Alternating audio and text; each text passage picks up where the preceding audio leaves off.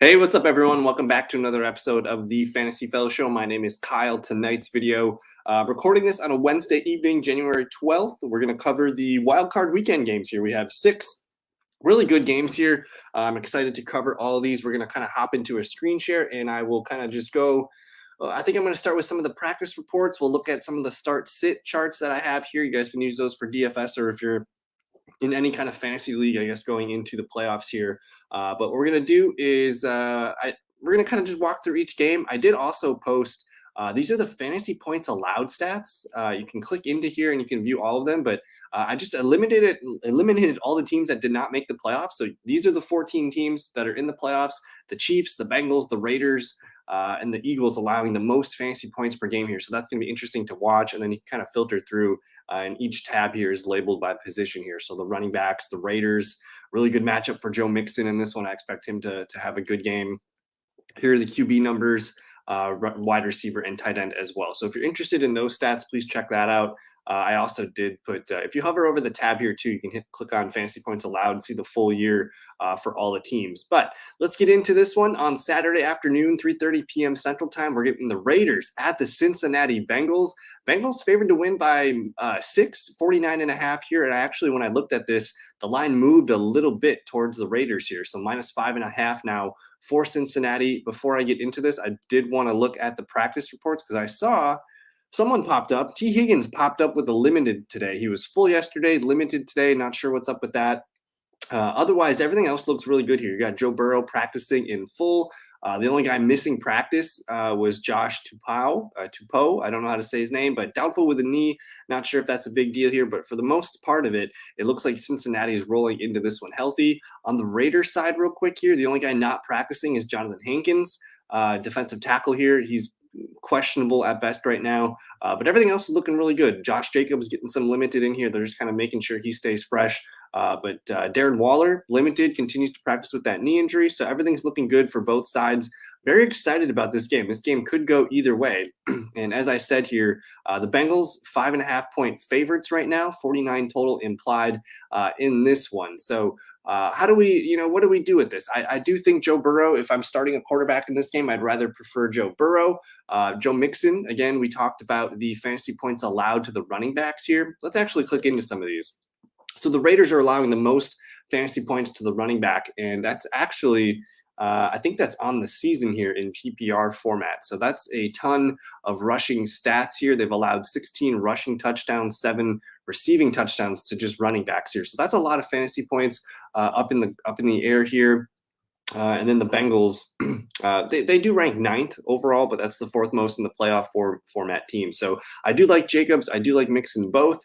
Looking at the quarterback stats here, the Cincinnati Bengals rank 22nd, and the Raiders, where are the Raiders? They rank 12th, so it's kind of middle of the road. I'm going to take Joe Burrow here, though. He does have the better matchup, I think, opposed to Derek Carr. Now, against the receivers, that's where the Raiders are actually pretty dang good. They rank 27th, which, again, that's only about 30.26 points to the wide receivers. So you think about Higgins, Chase, and Tyler Boyd, you take that divided by 3, that's all about 10 fantasy points here. So not a huge, crazy game, I think, expected for all 3 of them, but 1 or 2 of them could pop off.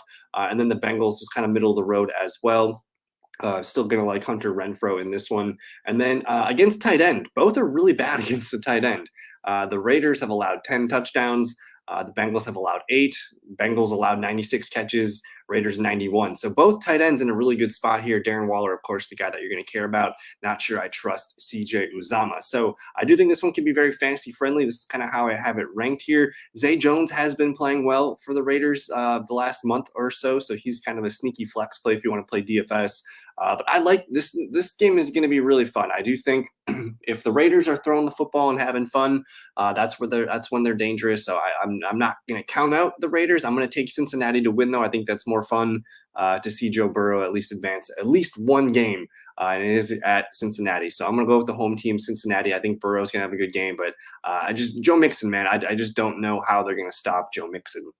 So we'll move on here to the Saturday night game, the New England Patriots at the Buffalo Bills. Now, I did want to look up and see, did Cincinnati and the Raiders play each other earlier this year? They did, and Cincinnati killed them 32-13. Now, in this game, Joe Burrow, only one passing touchdown, 148 passing yards. It was Joe Mixon, 30 carries, 123 yards, and 2 rushing touchdowns.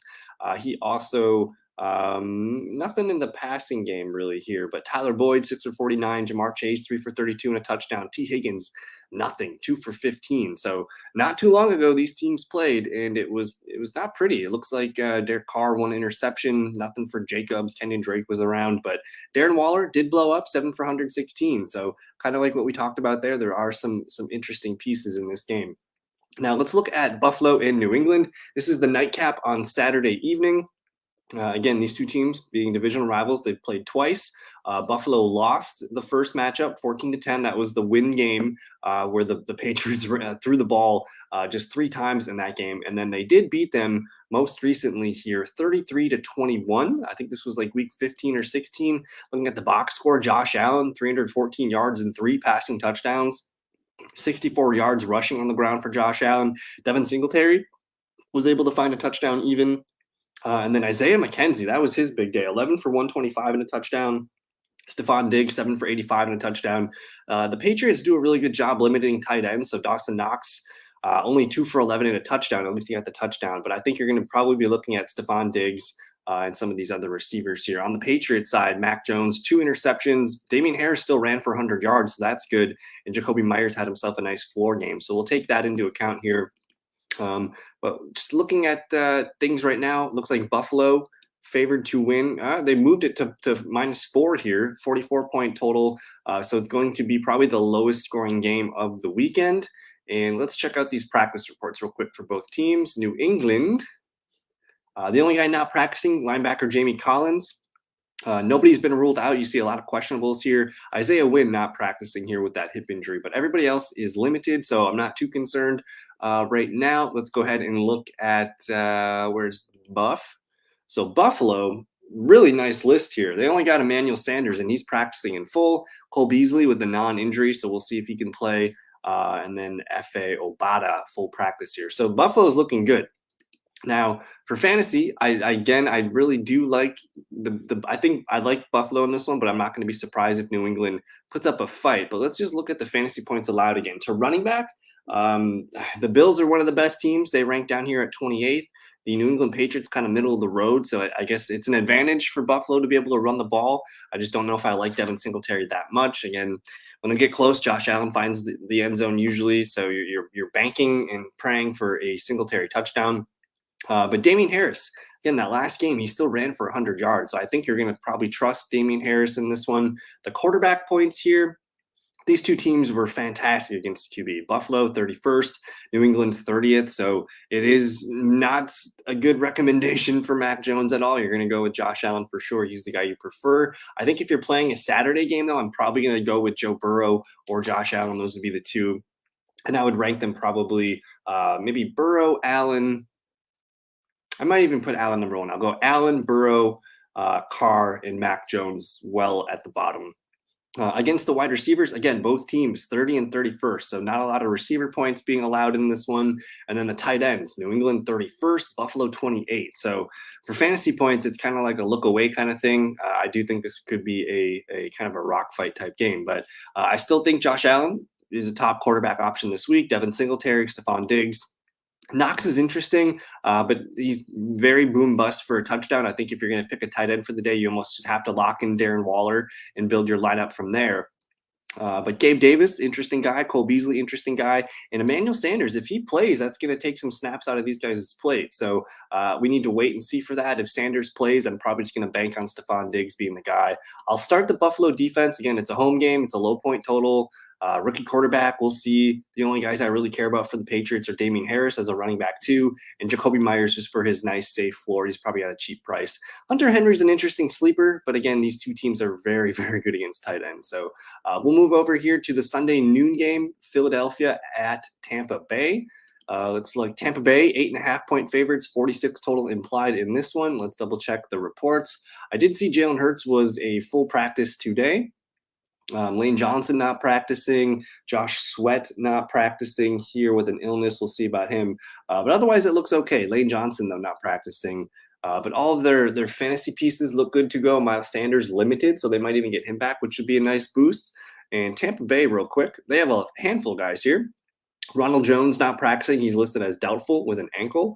Now, the big one, and I don't see him listed here, but it's Leonard Fournette. They're holding out hope that Leonard Fournette can play. Mike Evans limited with a hamstring injury here. Keyshawn Vaughn, full practice, so good to go. He could be the starting running back at worst case scenario. But we have to monitor this. Ronald Jones, again, doubtful. We'll see if Leonard Fournette can play. If Leonard Fournette plays, I really like Leonard Fournette.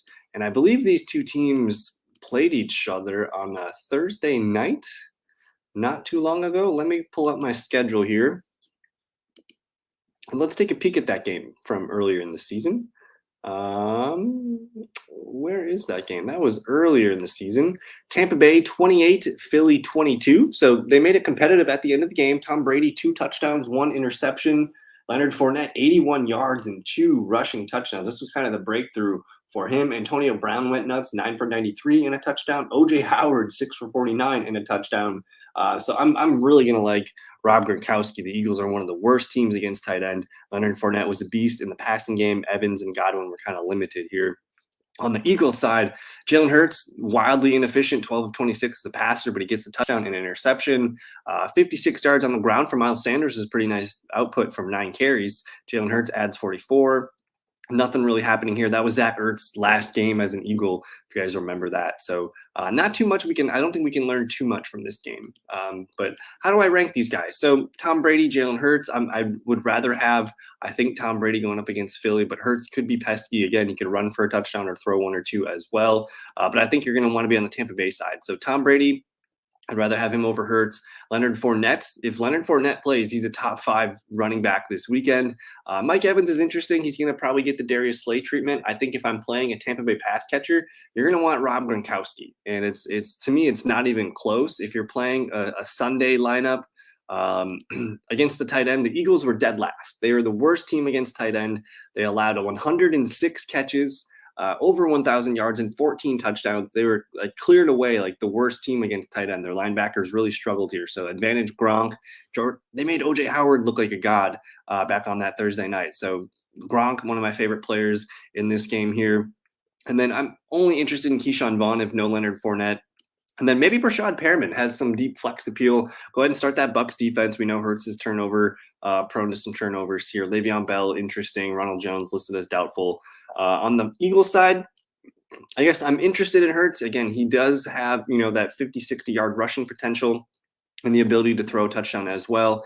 Goddard, Devonta Smith, the only 2 guys I want to mess with. We'll see if Sanders plays. So I'm waiting to see. There's still too many questions, I guess, with the Eagles running back situation. But to me, it's coming up Tampa Bay. I'm going to pick the Bucs to win in this one. We'll move on to this game is a toss-up. San Francisco at Dallas. It looks like this one is a 3-point game for Dallas, 50.5 total. Let's look at the Cowboys practice reports. The only non-practice guy was Nashawn Wright. Everything else looks good. Tony Pollard, full practice, and they got some limiteds here, so they're on the right track. San Francisco, let's see what they got going on. Not practicing, non-injury, Nick Bosa, so a night off for him. George Kittle, Alex Mack, kind of the same thing. The guys not practicing, Elijah Mitchell with the groin or the knee injury, and then Trent Williams not practicing. So we got to monitor those guys. I'm assuming they're going to see Elijah Mitchell play. Hopefully they're just giving him an extra day's rest. They're going to need him in this one. And then just looking at the fantasy points allowed real quick. The 49ers ranked 26 here, so they're pretty steady. The Cowboys do rank, pretty steady as well here. So the running games are going to be a little bit tight. The quarterback play looks like Dallas ranks 9th, so that's a good matchup here for Jimmy Garoppolo. San Francisco kind of middle of the road, but I guess in terms of matchup advantage to Jimmy G in terms of fantasy points here. I might have to actually edit that. I don't think that looks right. But anyways, let's look at wide receiver here. San Francisco ranking 9th against receiver points allowed, and then Dallas kind of middle of the road, so slight advantage to the Dallas receivers. And then for tight end, San Francisco ranks 26th, Dallas middle of the road against tight end here at 16th, so nothing too crazy. But how do we rank these guys? So Dak Prescott going to continue to be a top 5 option for this week. I think Jimmy Garoppolo is fine. but he's more of a quarterback 2 option. Unless you want to, spend your money elsewhere, that's probably what I would do. Ezekiel Elliott, again, it's a tough matchup, but he's still fringe running back 1. You want CeeDee Lamb or Amari Cooper, I think, in this Sunday slate. And then Dalton Schultz has just been he has boomed when Michael Gallup is not in, and we know Michael Gallup's hurt. So Dalton Schultz, pretty good option for tight end this one. Cedric Wilson, though, don't sleep on Cedric Wilson. And then Tony Pollard. I really do think all these guys are playable for Dallas. Maybe start the Dallas defense, but I'm probably not going to be interested in this one. If you're playing a Sunday defense, pick Tampa Bay, pick the Chiefs. Again, these are home teams with low point totals in the game here. Tampa Bay, Kansas City, those are the favorites for defense. On the San Francisco side, I think you want to play Debo for sure. George Kittle's interesting, but sometimes his floor is kind of scary. I almost might prefer Dalton Schultz, but I do like Debo quite a bit. I like Elijah Mitchell if he's able to play. We'll have to watch him for Thursday and Friday. And then Ayuk and Jennings, these guys are kind of more wild cards. I think if I'm choosing any of these flexes, I want Tony Pollard. He's probably the safest guy to rack up touches and carries. So super excited about this one. We'll have to monitor Elijah Mitchell, of course. But to me, it's coming up Dallas, but I don't know, man. If San Francisco, if they can establish the run and play their game, they are a tough team to get off of their system. But I think Dallas at home, I'm going to give them the advantage here. I think that passing game is going to be too much for the 49ers defense. Now we got Pittsburgh at Kansas City. It still looks like Kansas City favored to win by 12.5. 46 total points implied in this one. So I did mention if you're starting a defense on Sunday, it's probably Kansas City. These two teams, they actually met up at one point a few weeks ago, and it was not pretty for Pittsburgh. Let's take a look at this. 36-10. 36-10. Patrick Mahomes, 3 touchdowns. Darrell Williams, Derek Gore, Clyde Edwards-Helaire, everyone's playing really good football. Byron Pringle, 2 touchdowns. Hardman, 1 touchdown. Nothing out of Tyreek Hill. I don't even think Travis Kelce played in this one. That was the COVID game for him. Najee Harris played well, 93 rushing yards and a handful of catches here, but just really nothing good happening. Mason Rudolph even got time at the end of this one. So let's look at the practice reports real quick. Everybody full. Chiefs are healthy. Dang. This is looking good. Clyde Edwards is limited. I'm assuming he's going to play. Darrell Williams also limited here, so we'll have to monitor those guys, but it looks like they're both on track to play.